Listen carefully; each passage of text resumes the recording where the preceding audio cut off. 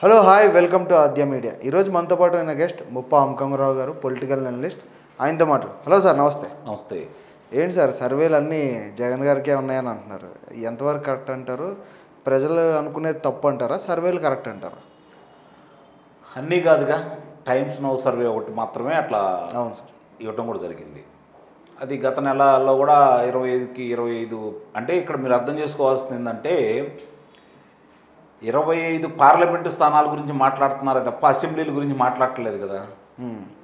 అవును సార్. అంటే పోయినసారి వచ్చిన సర్వే కావచ్చు, ఈ సర్వే కావచ్చు, పార్లమెంటు స్థానాలకు సంబంధించి మాత్రమే ప్రచురణ చేస్తున్నారే తప్ప అసెంబ్లీ సమావేశాలకు సంబంధించి శాసనసభ ఏమేమి వస్తాయి అని చెప్పని వాళ్ళు ఇంతవరకు ప్రకటించలేదు. కాబట్టి దీంట్లోనే వాళ్ళ మాయ ఏంటో అర్థమైపోతూ ఉంది. అంటే నా వరకు నాకు అర్థమవుతుంది ఏందయ్యా అంటే, కేంద్ర పెద్దల్ని వైఎస్ఆర్సీపీ పార్టీకి ప్రజలు అనుకూలంగా ఉన్నారు అనే ఆలోచన తీసుకురావడం కోసం ఈ విధంగా వీళ్ళు ప్రయత్నాలు చేస్తున్నారేమో అని చెప్పని ఒక రకమైనటువంటి ఆలోచన కూడా కలుగుతూ ఉంది. ఎందుకంటే పోయినసారి నెల క్రితం అట్లానే ఇచ్చారు, ఇప్పుడు అట్లానే ఇచ్చారు. మరి నెల క్రితం చూసుకున్న తర్వాత చాలా అమోఘంగా విజయవంతమైంది చంద్రబాబు నాయుడు గారి ప్రాజెక్టుల సందర్శన. ఆయన చేసినటువంటి బహిరంగ సభలు కావచ్చు, లేకపోతే ఆయన చేపట్టిన కార్యక్రమాలు కావచ్చు, భారీగా విజయవంతమయ్యాయి. మరి అలాగే లోకేష్ బాబు పాదయాత్ర మహాద్భుతంగా జరుగుతూ ఉంది. ఎక్కడ అంటే ఒక చాటు నుంచి ఇంకో చాటుకి వెళ్తే దానికి మించి ప్రజలు హాజరవుతూ ఉన్నారు. అసలు ఈయన ఏం చేశారని జగన్ గారికి ఓటేయాలి సార్? అదేనండి. ఇప్పుడు తర్వాత చూసుకుంటా ఉంటే మీరు వరుసనే జరుగుతున్న కార్యక్రమాలు చూసుకున్నా కూడా బాధితులు పెరిగిపోతున్నారు. వైఎస్ఆర్సీపీ పార్టీ వల్ల, వాళ్ళ నిర్వాహకం వల్ల బాధితులు ఆంధ్ర రాష్ట్రంలో విపరీతంగా పెరిగిపోతున్నారు. ఆ కులం ఈ కులం అని లేకుండా అన్ని కులాల వారికి ఇబ్బందులు స్పష్టంగానే కనపడతా ఉన్నాయి. అంటే దీన్ని బట్టి అర్థం చేసుకుంటే ప్రజల యొక్క ఆలోచన విధానాలని కొంత వాళ్ళకు అనుకూలంగా లేదు కాబట్టి అనుకూలంగా మలుచుకోవడానికి ఇలాంటివి వాళ్ళు లీకులు వదలటం అనేది సర్వసాధారణమైన విషయం. ఇంకా 9 నెలల కాలపరిమితి ఉంది. అయినా సరే వాళ్ళు ఈ విధంగా లీకులు వదులుతున్నారు అంటే వాళ్ళకి అర్థమైపోయే పరిస్థితి, ప్రజల పరిస్థితి ఏంటో వాళ్ళకి క్షుణ్ణంగా అర్థమైపోయింది. కాబట్టి తిరుగుబాటు మొదలైంది, మన మీద వ్యతిరేకత ఉంది.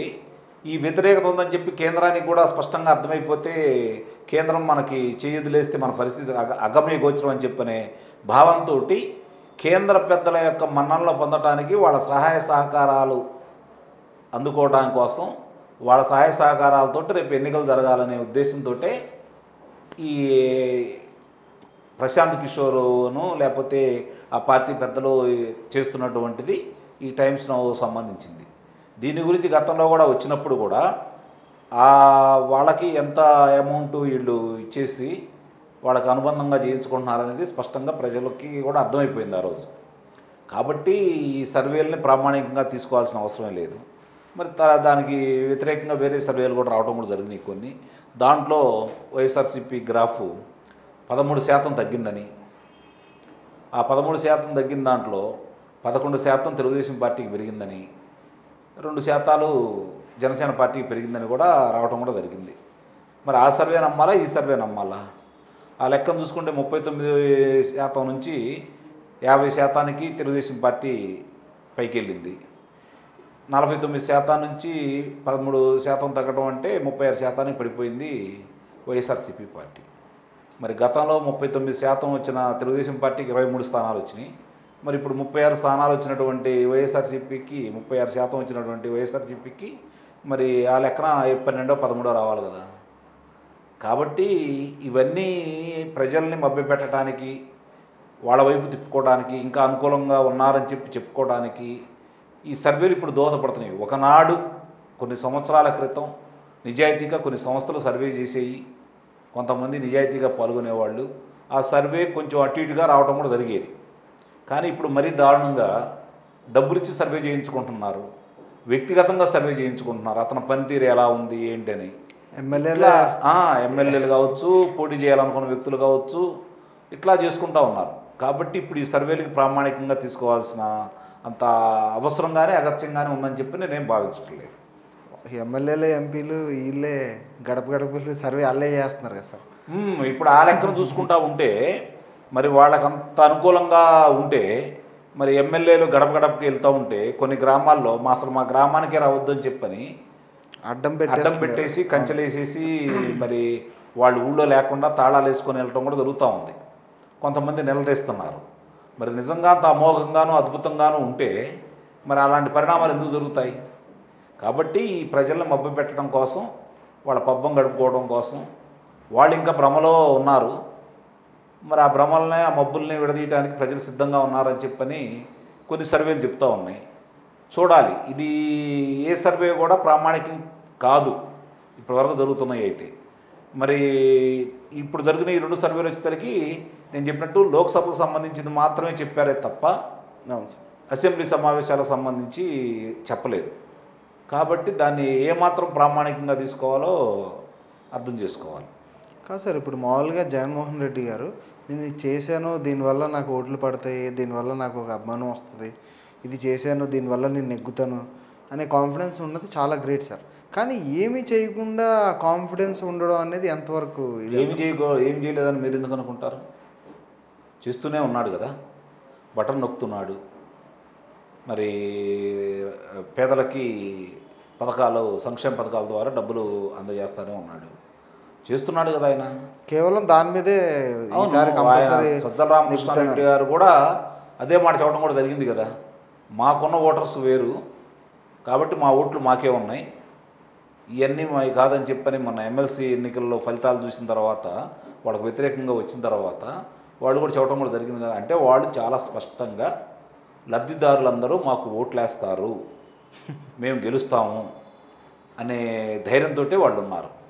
అందుకే కదా ఆయన మాట్లాడుతుంది చాలా స్పష్టంగా. ప్రతి సభల్లో, సమావేశాల్లో కూడా తనకై తాను పేదవాడిగా చిత్రీకరించుకుంటూ మనందరం పేదలం, పెత్తందారులకి పేదలకు మధ్య జరుగుతున్న యుద్ధం అని చెప్పని ఆయన ప్రతి సాట అదే ఒప్పోద్ఘాతాన్ని చెప్పుకుంటూ వెళ్ళిపోతున్నాడు కదా. అంటే ఇక్కడ మీరు చూసుకోవాల్సింది ఏంటంటే ఆయన చాలా స్పష్టంగా ఉన్నాడు, వాళ్ళ పార్టీ విధానాలు చాలా స్పష్టంగా ఉన్నాయి, వాళ్ళ రాజకీయ ఎత్తుగడలు కూడా చాలా స్పష్టంగా ఉన్నాయి, దాన్నే వాళ్ళు అమలు చేస్తారు. ఎందుకని జగన్మోహన్ రెడ్డి గారు నా ఎస్సీలు, నా ఎస్టీలు, నా బీసీలు అని అంటే పథకాలు వాళ్ళకే కదా ఎక్కువ అందజేస్తుంది. ఇప్పుడు వాళ్ళకి కూడా లేవు కదా సార్ మొత్తం. సరే, ఇప్పుడు పథకాలు మరి కోతలు విధించేశారు, మరి విద్యుత్తు ఎక్కువ వినియోగించుకున్నారని చెప్పి కొంతమందిని తప్పించడం జరుగుతూ ఉంది. రకరకాలుగా ఈ పథకాలు కూడా అందరికీ సమృద్ధిగా అందట్లేదు. దానికి అయినా సరే అందిన వాళ్ళ వరకు నాకే వేస్తారని ఆయన చాలా నిబ్బరంగా ఉన్నాడు. మరి ఆయన ఆలోచన కూడా ఒక రకంగా కొంత సఫలం కావచ్చు కూడా. ఎందుకంటే రూరల్లో అంటే ప్రత్యేకంగా చూసుకుంటే పట్టణ ప్రాంతంలో ఆయన మీద వ్యతిరేకత భారీగా ఉంది, ఈ పథకాల వల్ల పెద్ద ఏం జరగట్లేదు. కానీ గ్రామీణ ప్రాంతాల్లో దాని ప్రభావం ఎంతో కొంత ఉంటుంది, సందేహం కూడా లేదు. ఈ తెలుగుదేశం పార్టీ ముఖ్యంగా ఈరోజు గ్రామీణ ప్రాంతాల్లో విస్తృతంగా తీసుకొని వెళ్ళగలిగి గతంలో జరిగినటువంటి మేలేంటి, ఇప్పుడు జరుగుతున్నటువంటి కీడేంటి అని చెప్పని స్పష్టంగా వాళ్ళకి అర్థమయ్యేట్టు చెప్పగలిగితే నిస్సందేహంగా కూడా గ్రామీణ ప్రాంతంలో కూడా వైఎస్ఆర్సీపీ పార్టీ వెనకడుగులో ఉంటుంది. ఆ ప్రస్థానం ఇంకా 9 నెలల కాలపరిమితి ఉంది కాబట్టి వీళ్ళు ఎంతవరకు తీసుకెళ్ళగలుగుతారనేది తెలుగుదేశం పార్టీ శ్రేణుల మీద ఆధారపడి ఉంది. ఇప్పుడు ఈ ఎస్సీ ఎస్టీలు అంత నమ్మకంగా ఉంటారంటారు సార్ జగన్ మీద? ఉంటారండి. ఇప్పుడు ఆయనకి ఓటు బ్యాంక్ కూడా వాళ్లే కదా పోయినసారి కూడా, సందేహంగా ఉంటారు. ఉండబట్టే ఆయన ఇంత ధైర్యంగాను ఇంత ధీమాగాను ఉన్నాడు. ఇంకా తెలియదు కదా సార్ రిజల్ట్ వచ్చే వరకు.